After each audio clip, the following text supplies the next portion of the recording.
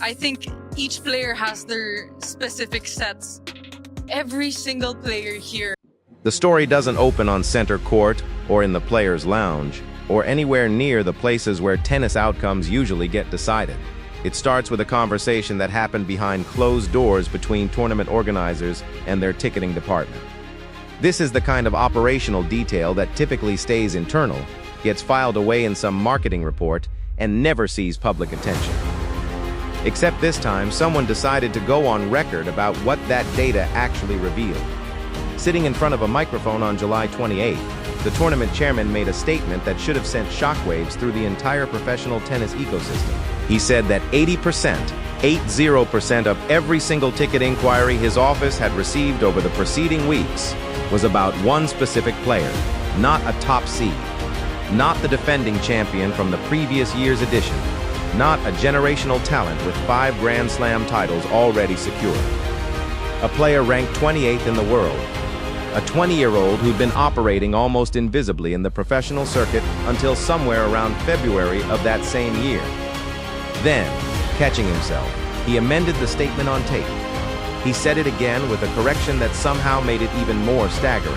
It wasn't 80% anymore. It was, according to his direct observation, virtually all of them. Virtually every single call, virtually every online inquiry, virtually the entire volume of ticketing interest flooding into what should have been a routine mid-summer WTA event, centered entirely on one name. Think about what that number actually means when you step back from the immediate shock of it. This tournament, like every professional tennis event, had structured its entire season around a specific hierarchy. The ranking system exists as the foundation of how sports tourism actually works. Higher-ranked players generate interest. Players chasing championships drive ticket sales. Grand Slam-proven veterans command the biggest audiences. That's the economic model that supported professional women's tennis for decades. And suddenly, the man literally selling seats to this event was admitting publicly that the model had fundamentally broken down. But here's the part that makes this particularly wild. He wasn't being cornered into admitting this reluctantly. He volunteered the information, he went looking for that data, because he wanted to understand why his ticketing patterns were behaving so anomalously. Then, when he found something genuinely shocking, he didn't bury it. He said it out loud into a microphone at an official tournament event.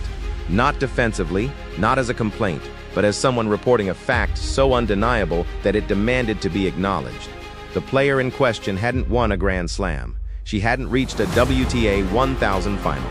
She didn't have a signature shot that highlight reels had been looping for years. What she had was something that the tennis establishment clearly hadn't been trained to recognize as an asset at the professional level. She'd unlocked an entire geographic market that the sport had been operating in but never truly activated. Let's rewind the clock about 48 hours before that public statement. We're in Washington, D.C., an American capital where tennis exists but rarely captures the city's consciousness the way other sports do. A player walks through those tournament gates ranked outside the top 30.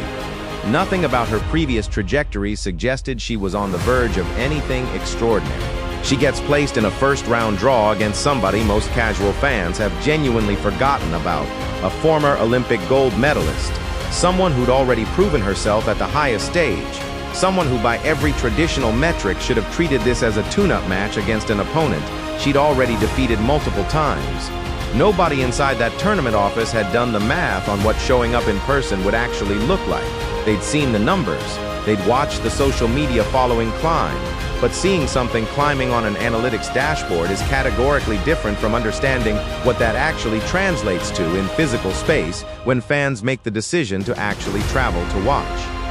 Monday morning arrives, and the breakthrough moment that defined the entire week happens before any official match play.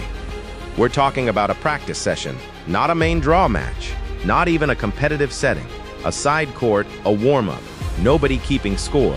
One of the highest-ranked players in women's tennis, someone with 4 Grand Slam titles already accumulated, is working on her serve mechanics and movement patterns on an adjacent court. She's globally recognized. Her face has been on magazine covers. She's one of the most famous athletes the sport has produced in the last decade. But every phone camera in the vicinity wasn't pointed at her. Every flag somebody brought to a practice session wasn't being waved for her. 10,000 pieces of attention, Thousands of people pressed against the fencing surrounding the practice courts. And essentially all of that energy was directed at the 20-year-old warming up on the other side of the practice complex. Not at the four-time Grand Slam champion, at the player ranked 28. At somebody the entire sports structure said shouldn't possibly be more interesting than the player with 4 major championships already on her resume. This is the moment when the Washington tennis establishment realized they weren't hosting a normal professional tennis event anymore. They were hosting something structurally different. Meanwhile, at the very apex of that ranking system, the literal #1 player in women's tennis isn't even present. She'd decided not to make the trip to Washington. Her calendar was already pointed elsewhere: Cincinnati, the US Open, the late-season push where the biggest championships actually happened. Under completely normal circumstances, this wouldn't register as anything unusual. Top-ranked players skip mid-season events all the time. They manage their schedules, they prepare for what matters most. But the year had been anything except normal for the world's #1. She'd spent 2026 becoming increasingly vocal about tournament operations, scheduling decisions, and the fundamental structure of how the professional tour functioned. In January, she'd given an interview where she characterized the entire WTA schedule as essentially dysfunctional. The word she used was insane. 3 months later, she was actively criticizing Miami's organizers for specific scheduling decisions that affected her preparation and travel. She went even further, suggesting she'd consider boycotting the French Open over prize money disputes, a radical statement from anyone at the top of the sport. After an unexpected exit at Wimbledon, she literally told journalists in the press room that her plan was to get completely intoxicated to process what had happened. She spent the entirety of 2026 fighting the established system, calling out how it operated, refusing to accept its priorities as legitimate. Simultaneously, in almost perfect contrast, a player ranked 28 was quietly becoming the single most valuable piece of that exact machine. She wasn't complaining about the system. She wasn't questioning how tournaments operated. She was just showing up, playing matches, and somehow becoming the gravitational center of fan attention, despite having nowhere near the accomplishments or ranking status that the traditional model suggested should matter. This collision of trajectories became completely unavoidable in Washington, D.C. Let's establish what's genuinely not arguable about this situation. The tournament chairman, when he reported the ticketing numbers, didn't soften the message. His exact words, reported live and on record, indicated that 80% of inquiries pivoted to one player. Then, catching himself, he amplified it to virtually all of them.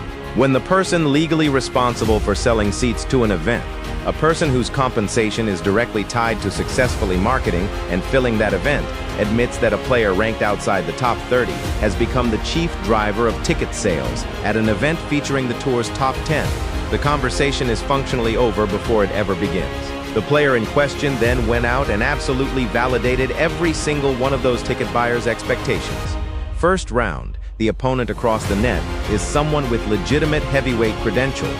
We're talking about an Olympic gold medalist, someone who reached Grand Slam finals, someone who carries the weight of expectation for an entire tennis culture. She's proven at the highest level of the sport multiple times over.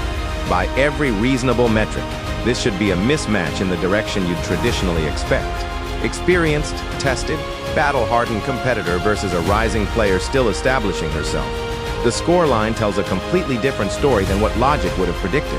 The opponent breaks serve early in the second set. The scoreboard tells a familiar narrative. The seeded player, the proven veteran, is essentially controlling the match. Everything suggests this concludes in straight sets, a professional dispatch of a player still developing. Then something shifts. 7 consecutive games disappear. The scoreline flips.